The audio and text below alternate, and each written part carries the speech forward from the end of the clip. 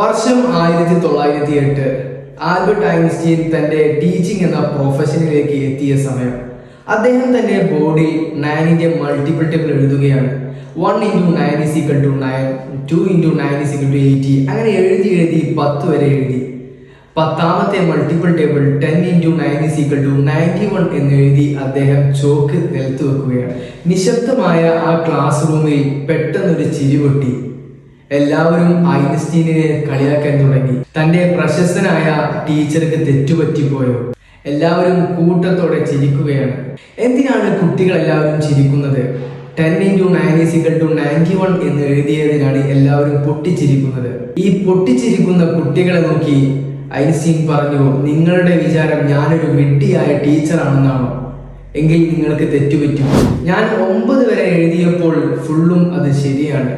അതിനൊന്നും നിങ്ങൾ അഭിനന്ദിക്കാതെ ഒരൊറ്റ തെറ്റു മാത്രം വന്നപ്പോൾ നിങ്ങൾ എല്ലാവരും പൊട്ടിച്ചിരിക്കുകയാണ് ചെയ്തത്. എന്നിട്ട് ഐൻസ്റ്റീൻ തുടരുകയാണ്, നിങ്ങളുടെ നേട്ടത്തെ ഒരാളും അഭിനന്ദിച്ചിട്ടില്ലെങ്കിലും നിങ്ങൾ ചെയ്ത തെറ്റിനെയും കുറ്റത്തെയും ഒരുപാട് പേര് കളിയാക്കി ചിരിക്കാനുണ്ടാവും.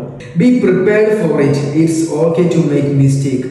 നിങ്ങൾ തെറ്റ് വരുത്തുകയില്ല എന്നുണ്ടെങ്കിൽ നിങ്ങൾ ഒന്നും ചെയ്യുന്നില്ല എന്നാണ് അതിൻ്റെ അർത്ഥം.